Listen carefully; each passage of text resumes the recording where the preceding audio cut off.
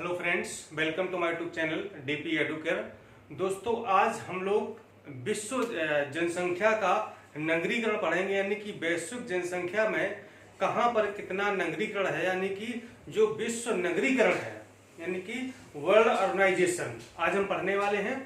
पिछले वाले वीडियो में आपने देखा था कि वैश्विक जनसंख्या यानी कि किस देश में कितनी जनसंख्या है, किस महाद्वीप में है, कहां पर सर्वाधिक है। ठीक है, ये सारी चीजें आपने देखी थी। आज हम लोग वैश्विक नगरीकरण पढ़ेंगे कि किन किन देशों में, किन महाद्वीपों में और किन किन शहरों में कितना नगरीकरण है, वैश्विक स्तर पर कितना है। और इसके अगले वाले वीडियो हम लोग पढ़ेंगे कि भारत में नगरीकरण किस तरह से किया गया है या किस तरह से है। ठीक है, तो दो वीडियो के माध्यम से आपका विश्व में नगरीकरण और भारत में नगरीकरण ये दोनों ही समाप्त हो जाएगा। ठीक है दोस्तों, हमने यहाँ पर कुछ बहुत थोड़े से आंकड़े लिखे हुए हैं। ठीक है, और इन आंकड़ों को हमें आपको समझाना है। ठीक है, इन आंकड़ों को आपको समझाना है, इसलिए आपको वीडियो पूरा देखना होगा, वरना इतना आप लिखने से या स्क्रीनशॉट लेने से काम बिल्कुल नहीं चला पाएंगे आप। ठीक है, तो हम आपको एक एक बात बिल्कुल समझाएंगे कि किस तरीके से कहां पर प्रश्न बनता है, अभी तक कहां पर पूछा गया है और भविष्य में क्या पूछे जाने की संभावना है। ठीक है, तो आपको वीडियो पूरा देखना है, मेरे साथ बने रहना है और इसको अपनी कॉपी में साथ ही साथ नोट्स के रूप में नोट डाउन भी करते चलना है। ठीक है दोस्तों, जैसा कि हम आप लोगों का नाम लेते हैं, बताते हैं, जो हमको अच्छा कमेंट करते हैं, कुछ ऐसा लिखते हैं, कुछ स्पेशल टाइप का, तो ऐसे एक हमारे व्यूअर्स है, मैं उनका नाम लेना चाहूंगा। बड़ा अच्छा कमेंट लिखा है, महेंद्र यदुवंशी जी हैं। ये कहते हैं कि सर आप जब आते हैं तो जो मैं आपको अभिनंदन आपका झुक के करता हूं कि नमस्कार दोस्तों या वेलकम करते हैं, तो कहते कि सर आप झुका ना करें, मुझे अच्छा नहीं लगता है। आप हमारे गुरु हैं, आप हमसे बड़े हैं और आप हम लोगों के सामने झुकते हैं तो मुझे अच्छा नहीं लगता है। ठीक है महेंद्र यदुवंशी जी, आपकी सोच बहुत अच्छी है, हम आपकी सोच का सम्मान करते हैं। आप सभी व्यूअर्स का, सभी दर्शकों का सम्मान करते हैं, सभी विद्यार्थियों का, भाइयों बहनों का सम्मान करते हैं। ठीक है, और देखिए झुकना तो इंसान का गुण है। ठीक है, और जो झुकता नहीं वो क्या है, टूट जाता है। जैसे कि आंधी आती है, तूफान आता है, तो जो पेड़ सीधे खड़े रहते हैं वो टूट जाते हैं, और जो पेड़ उस तेज आंधी में या तूफान में झुक जाते हैं वो बाद में खड़े हो जाते हैं। ठीक है, तो झुकना तो एक इंसान की अच्छी क्वालिटी है। ठीक है, फिर भी हम आपकी बात का ध्यान रखेंगे। ठीक है, लेकिन हमारी आदत है कि विनम्र भाव से, ठीक है, और विनम्र तरीके से आपके सामने पेश होना, ठीक है, ये हमारी आदत में बना हुआ है, इसलिए ऐसा हो जाता है। हम चाह करके नहीं करते हैं लेकिन हो जाता है। ठीक है, चलिए अमित राय जी हैं, कहते कि सब लोग अपने मित्रों को कहे कि सरकार चैनल सब्सक्राइब करें। करुणेश पांडे जी हैं, विवेक राय जी हैं, रंजना सिंह जी हैं, अनीता सिंह जी हैं। सब लोग चैनल को बहुत पसंद करते हैं, लगातार देखते हैं, ऑनलाइन देखते हैं, सब लोग लाइव भी करते हैं, कमेंट करते हैं। अनुराग शर्मा जी कहते हैं सर नाम आपने नहीं लिया है, कोई बात नहीं, हम आपसे कहेंगे नहीं नाम लेने के लिए, मैं अच्छी तैयारी करूंगा, सिलेक्शन लूंगा और आपके चैनल पर आपको इंटरव्यू देने आऊंगा। अनुराग शर्मा जी, आपका बहुत बहुत स्वागत है, आप जल्दी से आइए और हमारे चैनल पर, हम लोगों के चैनल पर आप इंटरव्यू दीजिए, आपका हम साक्षात्कार लेंगे, आपका नाम भी लेंगे, आपका वीडियो बनाएंगे और साथ ही में आपका सचिवालय में स्वागत भी करेंगे। आइए, मैं तो चाहता हूं कि आप जल्दी से आ जाएं। प्रदीप राजपूत जी कहते हैं कि सर जिस प्रकार से आपका 1-2 नंबर से रुक गया, यानी कि हमारा 2013 में समीक्षा अधिकारी 2 नंबर से रुका था, 2014 में 1 नंबर से रुका था, तो कहते हैं कि कहीं यही समस्या हमारे साथ ना हो जाए। ठीक है, तो मैं कहूंगा कि नेगेटिविटी पर ध्यान ना दें, पॉजिटिविटी पर ध्यान दें। ठीक है, अच्छे पहलुओं पर ध्यान दें। आपके साथ ऐसा बिल्कुल नहीं होगा, हो सकता हमारा दुर्भाग्य रहा हो। ठीक है, तो ये पर्सन टू पर्सन वेरी करता है। आप ईमानदारी से तैयारी करें, आपके साथ सब अच्छा होगा, आप सिलेक्शन होगा आपका जल्दी से, 1-2 नंबर से आपका बिल्कुल नहीं रुकेगा। सूरज प्रजापति जी हैं, श्वेता सिंह जी हैं, कहते हैं सर गाइडेंस की कमी नहीं है, पूरा गाइडेंस मिल रहा है आपसे, बहुत अच्छा मैटेरियल मिल रहा है, आप अच्छे से पढ़ा रहे हैं, समझा रहे हैं। दिव्यासु प्रताप सिंह जी हैं, कहते हैं हमारा सर आपने कभी नाम नहीं लिया है। प्रीति वर्मा जी हैं, राहुल सिंह जी हैं। तो ये सारे लोग हमारे चैनल को लगातार देखते हैं और वॉच करते हैं, लाइक कमेंट करते हैं, शेयर करते हैं, और सब लोग अपने अपने स्तर पर सहयोग कर रहे हैं। ठीक है, और मैं भी अपने स्तर पर सहयोग कर रहा हूँ आपकी तैयारी को अच्छा बनाने के लिए कि आप जल्दी से अधिकारी बने और मेरे साथ आप काम करें। समीक्षा अधिकारी बन करके आए, सहायक समीक्षा अधिकारी बनकर आए, खंड शिक्षा अधिकारी बन करके आए, पीसीएस अधिकारी बनकर आए, जो भी आप तैयारी करते हो आप अधिकारी बने, ऐसी मेरी शुभकामना आपके लिए है। तो चलिए बिना देर की हम लोग शुरुआत करते हैं विश्व में नगरीकरण। ठीक है, तो देखिए जो संयुक्त राष्ट्र के बारे में आपको पता ही है। ठीक है, तो संयुक्त राष्ट्र का एक विभाग है, आर्थिक और सामाजिक मामलों के विभाग के द्वारा प्रत्येक 2 वर्ष पर विश्व में नगरीकरण के आंकड़े जारी किए जाते हैं। ये प्रतिवर्ष नहीं है, क्या है, प्रत्येक 2 वर्ष पर। किसके द्वारा? संयुक्त राष्ट्र के आर्थिक और सामाजिक मामलों के विभाग द्वारा प्रत्येक 2 वर्ष पर विश्व में नगरीकरण के आंकड़े जारी किए जाते हैं और इस किस नाम से? विश्व नगरीकरण संभावनाएं। ठीक है, ये है world urbanisation prospects, world urbanisation prospects या विश्व नगरीकरण संभावनाएं। ये रिपोर्ट है, इस रिपोर्ट से के नाम से हर 2 वर्ष पर नगरीकरण के आंकड़े जारी किए जाते हैं। और जो 2018 में रिपोर्ट जारी की गई उसका नाम है विश्व नगरीकरण संभावनाओं के पुनरावलोकन। ठीक है, world urbanisation prospects the revision 2018, in short में कहते हैं world urbanisation population the revision 2018, WUPR। ठीक है, तो इस नाम से ये रिपोर्ट जारी की गई 2018 में। ठीक है, तो जो भी आंकड़े हैं वो भी नए हैं, वो 2020 के आए नहीं है, तो अभी फिलहाल हमें आपको यही पढ़ना होगा। ठीक है, तो इस नाम से रिपोर्ट जारी की गई है, प्रत्येक 2 साल पर जारी की जाती है। और इस रिपोर्ट के अनुसार जो विश्व में नगरीकरण है वो है 55.3%। ठीक है, 55% नगरीकरण है पूरे विश्व में, यानी कि 55% जनसंख्या नगरों में निवास करती है और लगभग 45% जनसंख्या गांव में यानी कि ग्रामीण क्षेत्र में निवास करती है। ठीक है, और इस रिपोर्ट के अनुसार ऐसी संभावना है कि वर्ष 2050 तक 68.4% जनसंख्या पूरे विश्व की नगरों में निवास करने लगेगी, यानी कि इतना नगरीकरण हो जाएगा। ठीक है, ये तो थी कुछ जरूरी बातें। अब आ जाते हैं हम लोग यहाँ पर मेन मुद्दे पर।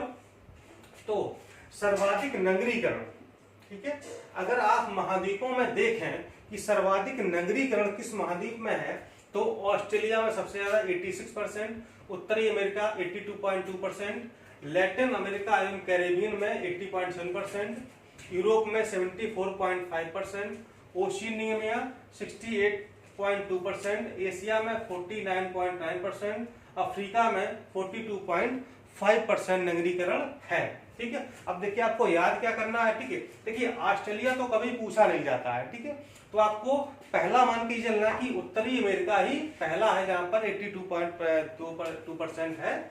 इसके अलावा आपको एशिया में याद कर लेना। ठीक है, एशिया में कितना है?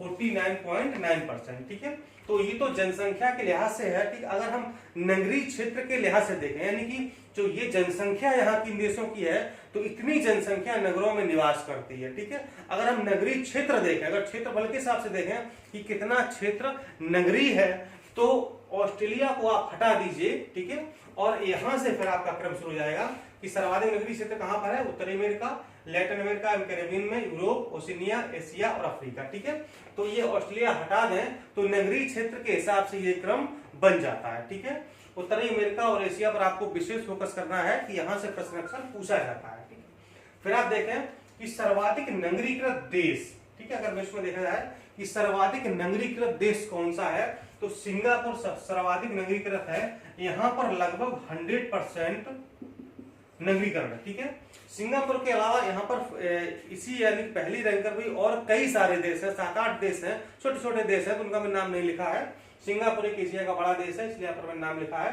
यहाँ पर 100% है। रीयूनियन दूसरे नंबर पर, यह अफ्रीका का एक देश है जहां पर 99.6% है नगरीकरण, और कतर में है 99.1% नगरीकरण। ठीक है, तो ये 3 देश याद रखिएगा, सिंगापुर, रीयूनियन और कतर। ठीक है, सिंगापुर एशिया का है, कतर भी एशिया का देश है, रीयूनियन है अफ्रीका का देश है। ठीक है, अगर हम एशिया की बात करें कि एशिया में सर्वाधिक नगरीकृत देश कौन सा है, एशिया की बात कर रहा हूं, ये पूरे विश्व की बात कर रहे थे, ये एशिया की बात कर रहे हैं, तो एशिया में सर्वाधिक सिंगापुर, दूसरा कतर, तीसरा है इजराइल। ठीक है, अगर हम सार्क देशों की बात करें, सार्क, ठीक है,